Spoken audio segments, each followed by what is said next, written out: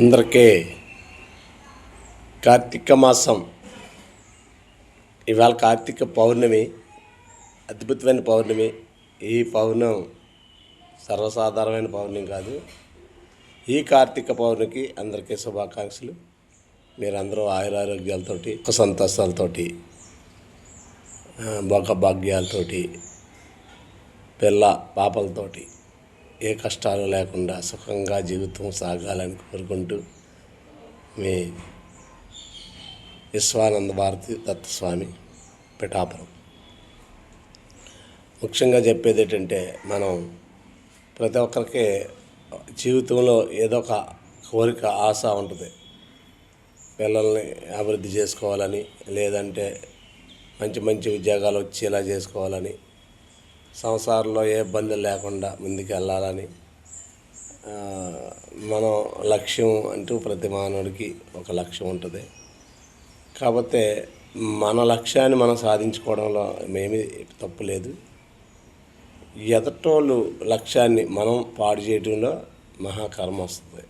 అంటే ఎదటోడు అలా ఎదుగుతున్నాడు అని మనం వాడిని చూడకూడదు. వాడు ఎలా సంపాదిస్తున్నాడు, ఎలాగ వెళ్తున్నాడు అవన్నీ మనం చూసుకోకుండా మన పని మనం కరెక్ట్గా చేస్తున్నామా లేదా, ఇదే చూసుకోవాలి. మనం కరెక్ట్గా చేసుకుంటున్నామా లేదా, మన పని కరెక్ట్గానే నడుస్తుందా లేదా, ప్రతిరోజు సాధన చేసుకుంటూ మన పని మనం కరెక్ట్గా చేసుకుంటే ఎవరి కర్మలో మనమే పడం. గుర్తుపెట్టుకోండి. మనం ఏం చేస్తామంటే, కాలం అంతా టైం అయినప్పుడు, మనం ఖాళీ దొరికినప్పుడల్లా ఎలక్ట్రాల గురించే ఆలోచిస్తాం ఎక్కువగా. మన కోసం ఆలోచించాం. ఎదుటి వ్యక్తులు ఏం చేస్తున్నారు, ఎదుటి వ్యక్తులు ఎలా సంపాదిస్తున్నారు, వాళ్ళు ఎలా బాగుపడిపోయారు, వాళ్ళు అలా బిల్డింగులు కట్టేస్తున్నారు, వాళ్ళు అలాగా పొలాలు కొనేస్తున్నారు అని మనం ఎంతసేపు వాళ్ళ గురించి ఆలోచిస్తాం.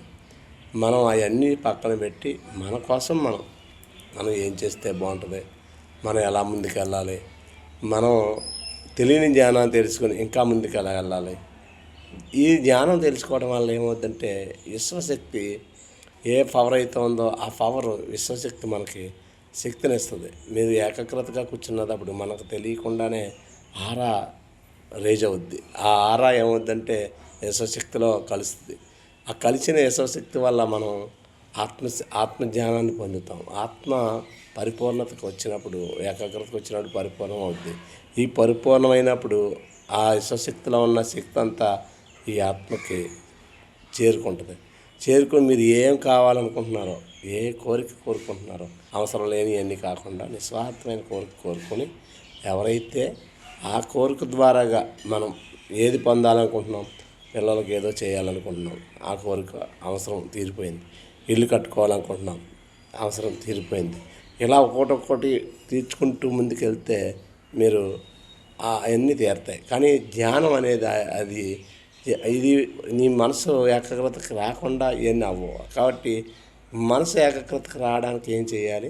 సాధన చేయాలి. అంటే ఉదయమే లేచిన వెంటనే మనం గురువు ఏదైతే మంత్రం చెప్పాడో ఆ మంత్రం ద్వారాగా ఏ నీరైతే పెట్టమన్నారో ఆ నీరు పెట్టుటూ, నారి జలం, ఆ జలాన్ని పెట్టుటూ మనం ముందుకు వెళ్ళామంటే ఖచ్చితంగా మనం అనుకున్న కోరికలు తీరుతాయి. అనుకున్న కోరికలు తీరడం కోసమే కదా ఇదంతాను. మరి కోరికలు అంటే ఏం కోరికలు అంటే, ఎదటోని చూసి మనం కావాలనుకునే కోరికలు కాదు. మనం ఆరోగ్యంగా ఉండాలి. నేను ముందు మన స్వశక్తి సాధన ద్వారాగా మనం నేర్పేది ఏంటంటే, ఫస్ట్ నువ్వు ఆరోగ్యంగా ఉండాలి, తర్వాత ఆర్థికంగా బాగుండాలి, తర్వాత నీ సంసారం, నీ పిల్లలు అందరూ బాగుండాలి. అప్పుడు నువ్వు సమాజ సేవలోకి రావడానికి అవకాశం తీసుకోవాలి. నువ్వు సెట్ అయిపోవాలంటారు. సెటిల్ అయిపోయారండి అంటారు సరే. సెట్ అయిపోవడం అంటే డబ్బు వచ్చేసిందంటున్నా సెట్ అయిపోవడం కాదు. ఆరోగ్యం కావాలి, ఆనందం కావాలి, సంతోషం ఉండాలి. ఇవన్నీ ఉంటేనే, అవన్నీ ఉండాలంటే నువ్వు జ్ఞానం ఉండాలి. నువ్వు జ్ఞాని ఉంటే ప్రతి దాంట్లోనూ ఆనందం పొందగలుగుతావు. కాబట్టి జ్ఞానివి ముందు నీ జ్ఞానం నేర్చుకో. స్వశక్తి సాధన ఎలాగో నేర్చుకో. సర్వే జన సుఖినో భవంతు, సర్వసమ్మంగళాని భవంతు. ఓం శాంతి.